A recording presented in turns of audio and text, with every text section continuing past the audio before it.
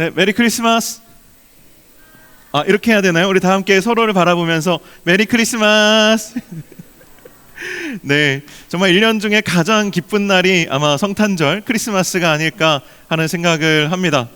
말씀 준비하면서 많이 아쉬운 부분들이 있었어요. 왜냐하면 세상에 나가면 크리스마스를 많은 사람들이 축하하고 또 향유하지만 막상 그 가장 깊은 곳에 들어가 보면 즐거움은 있지만 그리스도는 없는 곳이 정말 많더라고요. 백화점에 갔는데 거대한 크리스마스 마을이 이렇게 만들어져 있더라고요. 정말 사람들이 거기에 예약을 하고 티켓을 끊고 줄을 서서 들어가서 사진을 찍고 나오는데, 제가 그 크리스마스 마을이 처음 지어졌을 때 거기 제가 갔었거든요. 갔더니 거기에는 빨간색 곰인형들이 너무 예쁘게 앉아 있고 그 곰인형들이 예수 그리스도의 자리를 대신하고 있었어요. 물론 사람들에게는 아주 큰 기쁨이 되지만 저에게는 사실 조금 충격이었습니다. 아마 여러분들도 조금만 성탄절의 의미를 떠올리신다면 참 그런 안타까운 마음들도 많이 느끼실 거란 생각이 듭니다. 그래서 이 시대에 이 땅의 그리스도인들이 정말 중요합니다. 본질을 잃어버린 시대에 본질을 일깨울 수 있는 그리스도인으로 우리가 모두 잘 살아갔으면 좋겠습니다. 우리 서로에게 우리 그리스도인으로 삽시다, 이렇게 한번 고백하면 좋겠습니다. 그리스도인으로 살아갑시다. 아멘. 좋습니다. 네, 제가 내년을 열심히 준비하고 있다 보니까 파이팅이 넘치네요. 네, 오늘 예배 후에는요, 우리 아우트로 팀에서 그 성탄절 버스킹 대신에 전도를 나갑니다. 이 추운 날씨에 또 거리에 있는 우리 많은 분들에게 성탄의 기쁨과 더불어서 복음을 전하려고 하니까요, 여러분들 중에도 또 많이 동참해 주시고 또 응원해 주시고 기도해 주시면 너무 좋을 것 같습니다. 그 외에 또 오늘 광고해야 될 사항들이 많이 있을 텐데요, 주보를 여러분들 꼼꼼하게 체크해 주시고 다가오는 토요일에 우리 성구영신 예배, 또 그 전에 우리 청년부만의 또 기도를 나누는 그 자리들 여러분 꼭 참석해 주시면 좋겠고요. 그 자리에 아마도 우리 2, 3또래가 처음으로 우리 청년 공동체를 만나는 시간도 준비가 되어 있을 텐데, 또 여러분들도 또 보시면 많이 환영해 주시고 격려해 주시면 너무 좋을 것 같습니다. 한 가지 조금 이렇게 행정적으로 올해와 내년에 좀 바뀌는 부분들을 제가 설명을 해드려야 되는데요, 아마 그 중에 하나가 지금 우리 노량진 교회에서 오랫동안 좀 기도하고 또 꿈꾸고 세워가고자 했던 그 청년 산부 공동체, 청삼이라고 삼청이라고 우리가 불렀던 그 공동체를 계속 기도하면서 세워가고 있는데요, 우리 당의 결의에 따라서 내년도부터 우리 청년 1청, 2청이 청년 일부가 되고, 형식적인 편제지만 또 삼청년이 청년 2부가 됩니다. 저도 헷갈리는데 여러분 얼마나 헷갈리시겠어요, 그렇죠? 1청, 2청이 청년 1부가 되고 3청이 청년 2부가 되는 겁니다. 사실 그렇게 큰 차이는 없는데 어쨌든 이렇게 뭔가 청지기부도 또 별도로 세워지고 예산도 분리가 되고 해서 내년에 정말 사랑방 하나부터라도 좀 힘있게 좀 또 은혜 가운데 시작하려는 바람들이 많이 있습니다. 기도하고 계시는 분들 많이 있는 걸로 알고 있는데요, 일단 구분이 이제 나이로 구분이 됩니다. 그래서 제가 알기로는 만 32세 이상, 그러니까 우리 나이로는 한 34살부터가 이 청년 2부에 해당하는 나이대라고 생각을 하시면 됩니다.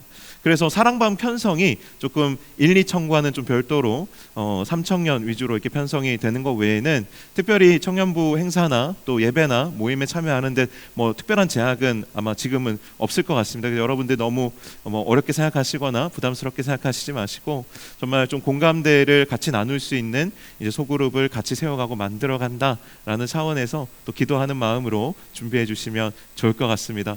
제가 설명이 조금 부족했다면 또 우리 청년 2부 담당하시는 권길령 목사님께서 다음 주쯤 한번 인사 오신다 그랬어요. 그래서 그때 보시고 또 여러분들 인사 나누시고 또 질문 나누시면 좋을 것 같습니다.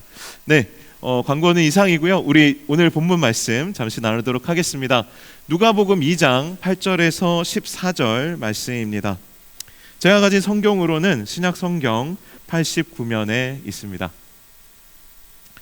하나님의 말씀을 봉독하여 읽도록 하겠습니다. 그 지역의 목자들이 밤에 밖에서 자기 양떼를 지키더니 주의 사자가 곁에 서고 주의 영광이 그들을 두루 비추매 크게 무서워하는지라. 천사가 이르되 무서워하지 말라.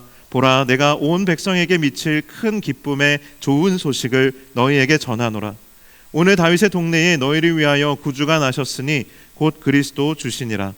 너희가 가서 강보에 쌓여 구유에 누여 있는 아기를 보리니 이것이 너희에게 표적이니라 하더니 호련히 수많은 천군이 그 천사와 함께 하나님을 찬송하여 이르되 지극히 높은 곳에서는 하나님께 영광이요 땅에서는 하나님이 기뻐하신 사람들 중에 평화로다. 아멘. 제가 오늘 말씀 준비하면서 되게 은혜 받은 포인트들이 많이 있지만 그 중에도 제 마음을 가장 강력하게 사로잡은 것은 오늘 설교 제목과 동일한 큰 기쁨의 좋은 소식입니다. 여러분에게 좋은 소식은 어떤 걸까요? 아기 예수 나신 것 좋은 소식이죠. 할렐루야. 저만 어색한가요? 예수님 나신 거 우리가 좋은 소식이기도 하지만 우리가 일상생활 속에서 우리가 정말 좋은 소식이다 생각하는 것들은 아마도 이런 것들일 겁니다. 이제 연말이니까 직장에서 승진 확정 소식이라든가 이직이나 취업이 확정된 것에 대한 거, 연봉 협상이 내가 생각했던 그 기대 이상으로 잘 되는 거, 또 성과금이 내가 생각도 못했는데 막 1000단위로 막 떨어지는 거, 이런 거 생각만 해도 굉장히 기쁜 소식이죠. 또 우리 학교 다니는 우리 학생들은 어떨까요? 기말고사까지 너무 힘들게 수고했는데 그거에 대한 보상이 오는 거예요. 다음 학기 전액장학금 빵! 기분 좋지 않으세요? 저는요 저에게 이런 소식 오면 너무 기분 좋을 것 같아요. 저희 애들이 해외여행을 이제 막 되게 가고 싶어 해요.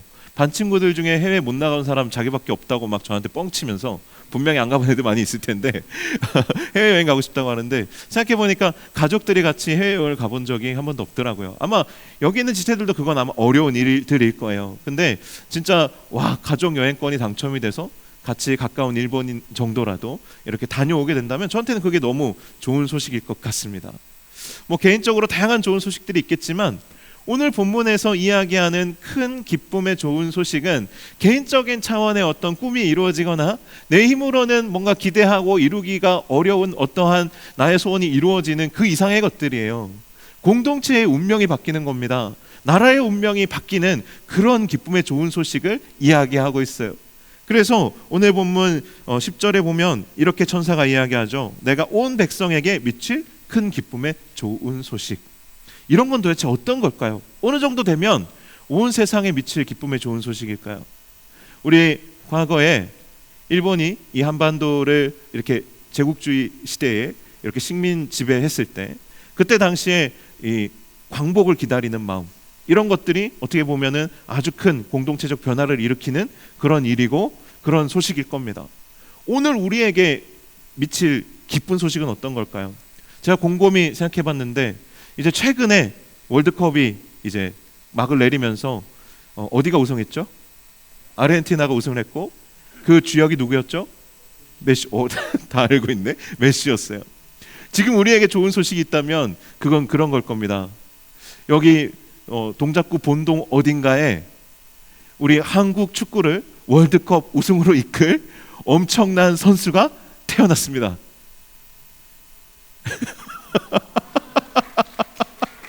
네, 감사합니다. 네, 제가 심어둔 사람들 아니에요. 만약에 정말로 그런 일이 일어났고 우리가 그 소식을 들었고 그것이 정말 우리에게 표적으로 어떤 믿어지는 역사가 일어난다면 우리는 꿈꿀 수 있을 겁니다. 대한민국이 월드컵에서 우승하게 되는 날, 그 선수가 누굴지는 모르겠지만 어쨌든 우리에게선 되게 기쁜 소식이 될 거라고 생각합니다. 오늘 본문에요, 이 목자들이 들은 소식이 바로 그런 기쁜 소식이었습니다. 사실은 한 번도 꿈꿀 엄두조차 내보지 못하고 정말로 이루어질 거라고 믿지도 못했던 그런 사건이 일어난 거예요. 뭐냐면 이 땅에 구주, 곧 그리스도 주가 태어난 겁니다. 여기에서 이 용어가 사실 우리가 익숙하게 듣지만 사실 잘 모르는데, 여기서 구주라는 것은 무엇이냐 하면 정말 구원자, 그러니까 어떤 한 사람, 한 생명을 구원해 줄 사람이 나타났다는 거예요. 주는 뭐예요? 그리스도는 뭐예요? 히브리어로는 메시아예요. 이 뜻은 기름 부음 받은 자라는 뜻이에요. 그리고 우리에게 더 와닿는 용어로 표현하자면 하나님의 아들이라는 겁니다. 근데 그게 어떤 의미를 갖고 있는지 아세요? 하나님의 아들이라는 건 전능하신 그 능력을 소유하고 계시는 분이시라는 거예요. Mighty God, God Almighty, 전능하신 하나님이시라는 거예요. 그리고 그가 곧 주, 이거는 뭐 헬라어로는 퀴리오스라고 하는 건데 주님이시다. 이게 무슨 얘기냐면 왕이시다라는 거예요. 그분이 왕이 되어 주신다는 거예요. 이건 목자들의 어떤 처한 상황과 그들의 신분과 이 소식이 굉장히 밀접하게 연결되어 있어요. 왜냐하면 목자들에 대해서 이야기하면 이 소식이 왜 기쁜 소식인지 좀 더 실감나게 이해가 됩니다. 우리가 성경에 등장하는 목자를 생각할 때 목자들에 대해서 우리가 되게 목가적으로 되게 아름답게 이해하는 경향이 있어요. 목자들의 삶은 굉장히 한가롭고 그리고 평화로우며 정말 뭔가 이렇게 뭔가 이렇게 그런 것들이 있을 거라고 생각하지만 실제 중동의 목자들은요 2000년 전에 우리가 생각하는 것과는 전혀 다른 삶을 살았어요. 당시 이스라엘에는 신분 계급이 한 5개 정도 이렇게 나눠져 있었는데 목자는요 그 계급들 중에 가장 아래쪽 계급이었어요. 흔히 이야기하는 세리, 그러니까 민족의 배신자죠. 세리와 그리고 몸을 파는 창기들과 같은 가장 낮은 그룹에 속하는 신분의 사람들이었다라는 거예요. 그들은요 힘이 없고 약한 사람들이었어요. 늘 정말 집에도 잘 들어가지 못하고 노숙하면서 밤낮 이슬을 맞으면서 생활했어요. 그랬기 때문에 사람들이 누구도 쉽게 목자가 되려고 하지도 않았고 목자로 살고 싶어서 목자로 사는 사람은 찾아보기 어려웠어요. 그리고 당시에요 이 가장 낮은 계급에 있는 사람들은요 정말 어떤 법적인 문제가 생겼을 때 증인으로 나설 수도 없었어요. 목자들도 거기에 포함됐던 겁니다. 목자들은요 거짓말쟁이 아니면 사기꾼으로 취급받았어요. 실제로 그런 사람들도 많았던 것 같아요. 그러니까 이 목자들은요 자신들의 권리를 찾을 수도 없고 무엇인가 이들의 삶에 달라질 것을 기대할 수도 없는 사회적인 어떻게 보면 약자였고 정말 사람들에게 무시당하는 그런 존재들이었어요. 그런데 오늘 본문에 어떤 일이 일어납니까? 바로 이 목자들에게 천사가 나타나서 이 아기 예수 나신 소식을 전하는 겁니다. 큰 기쁨의 좋은 소식을 전하고 있는 거예요. 그러니 이들에게는 이들의 삶을 위해서 헌신하고 싸워줄 구원자가 나타났다라는 거, 이거 얼마나 큰 기쁨이에요. 그리고 또한 이들에게 정말 왕이 되어서 이들을 이끌어줄 리더가 등장했다는 거 얼마나 좋은 소식입니까? 근데다가 그 왕이 하나님의 아들, 권능을 갖고 있는 전능한 하나님의 아들이시라는 거, 그것이 얼마나 이들에게 큰 기쁨의 소식입니까? 이거를 처음에는 받아들이기 어려웠을 거예요. 그런데 천사가 어떤 표적을 제시합니까? 지금 다윗의 동네에 들어가면 거기에 강보에 쌓여 말구유에 누워 있는 아기가 있을 건데 바로 그가 너희를 구원할 구원자시요 왕이시며 또한 하나님의 아들이시다. 이 이야기를 천사가 전해주고 있는 거예요. 여러분 그런 생각 해보셨어요?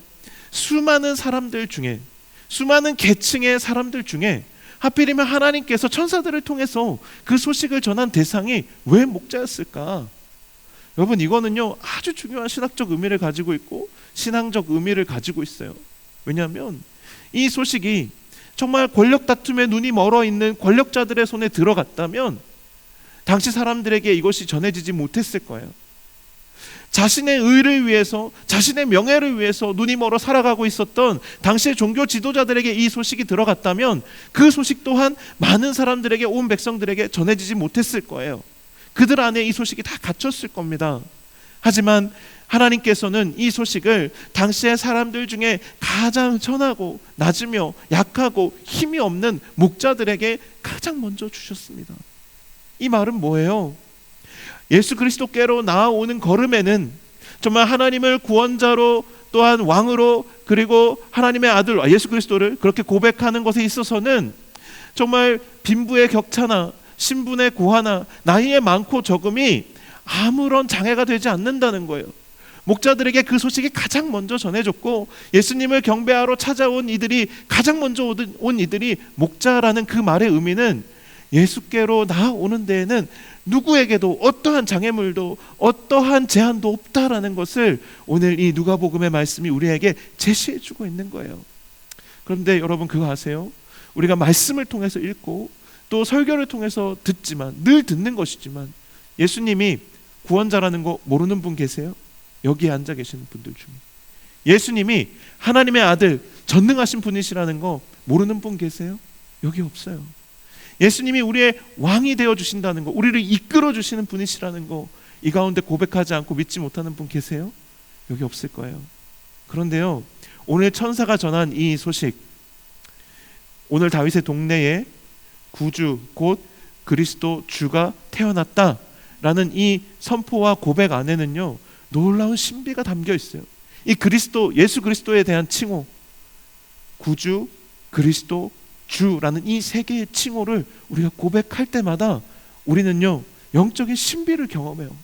어떤 신비를 경험하느냐? 우리의 존재가 회복되는 걸 경험해요. 우리가 목자들과 같이 약하고 또한 힘없는 자로 살아갈 때, 우리 대부분 그런 삶에 대해서는 대부분 익숙하시잖아요. 이 중에 힘 있는 사람 있어요? 권력자 있습니까? 엄청 부자 있어요? 저하고 좀 친하게 좀 지내주세요. 있어요? 대부분 우리는요, 손해보고 무시당하고 천대받고 약자로서 힘없이 살아가는데 되게 익숙한 사람들이에요. 그렇기 때문에 오늘 이 세 가지 고백이 엄청나게 우리에게 의미가 있고 힘이 되는 거예요. 어떤 신비가 있냐면, 우리가 힘들 때 이것을 우리 입술로 고백하면요, 우리의 마음에 용기가 생기고요, 위로가 임하고요, 소망이 생겨요.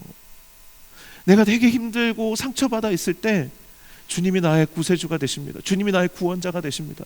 내 마음이 지옥 같지만 주님이 나의 구원자가 되십니다. 이 고백이요, 제 마음을 다시 위로해주고 다시 일어날 수 있게 해준다니까요. 내 인생이 정말 답이 없고 어디로 가야 될지 모르겠을 때 주님이 나의 왕이십니다. 주님이 나의 왕이세요. 주님이 나를 인도해 주십니다. 주님이 나를 지켜주십니다. 이렇게 고백할 때 제 마음속에 다시 그 어둠 속이라 할지라도 걸어갈 용기가 생긴다니까요. 그리고 정말 내가 무능하고 정말 무가치하고 연약하게 느껴질 때, 그때 주님은 나의 메시아이십니다. 하나님의 아들 전능자이십니다. 나의 주님은 전능하십니다. 나는 약하고 부족하고 쓸모없고 쓸데없어 보이지만 나의 주님은 전능한 분이십니다. 나는 작지만 주님은 크십니다. 주님이 능력 있으십니다. 이 고백할 때 제가 다시 일어나게 되더라고요. 오늘 이 세 가지를 오늘 천사는 목자들에게 선포해주고 있는 거예요. 그 소식을 전해주고 있는 것입니다. 그러니까 이것이 너무나도 큰 신비이죠. 오늘 본문에 호련히라는 접속사가 등장합니다. 호련히. 저는 성경에서 여러 가지 접속사들이 있지만 두 개를 좋아해요. 하나는 하물며예요. 하물며. 하물며는요, 이 세상에 정말 참새 한 마리도 아끼시는 하나님께서, 참새 한 마리도 그냥 땅에 떨어지게 하시지 않는 하나님께서, 들풀도 입히시고 먹이시는 하나님께서 하물며 너희 일까 보냐? 라고 할 때 이 하물며를 쓰잖아요. 우리가 지난주까지 그 니느웨에 대한 요나의 마음을 두고 하나님께서 책망하실 때도 정말 이곳에는 네가 이 박넝쿨 하나를 아꼈거늘 하물며 이 니느웨에 있는 좌우를 분별하지 못하는 그 사람이 12만 명, 그리고 정말 짐승들은 더 많이 있다고 하는 말씀하실 때 사용하시는 그 하물며, 저는 그 하물며를 너무 좋아해요. 그리고 오늘 본문에 나오는 이 호련히입니다. 호련히 뒤에는요, 하나님의 놀라운 아주 스펙타클한 장면들이 등장합니다. 오늘 본문에도 그런 장면이 등장해요. 어떤 장면이에요? 천군 천사들이 그 하나님의 그 아기 예수 나신 그 하나님의 독생자가 이 땅에 태어나신 것에 대한 소식을 전했던 그 천사와 함께 하나님을 찬양하는 장면이 등장합니다. 저는 이 장면을 상상할 때요, 어떻게 이 장면이 그려졌냐면, 목자들이 밤에 빈들에서 양을 치고 있었어요. 그들이 바라보는 하늘은 어땠을까요? 그 하늘이 어땠을까요?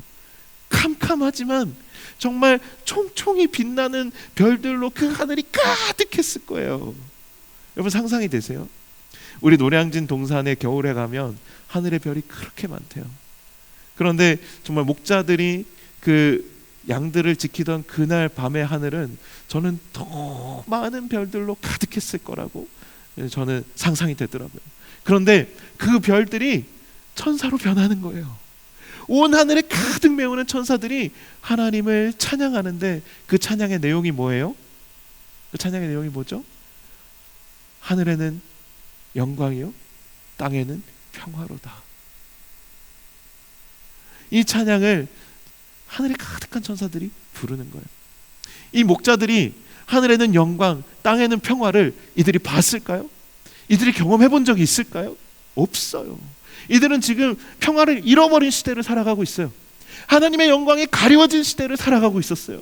이들이 한 번도 보지 못했던 영광, 한 번도 보지 못했던 평화를 이들이 지금 이 천사들의 찬송을 통해서 미리 맛보고 있는 거예요. 오늘요, 홉팀에서 칸타타를 준비했어요.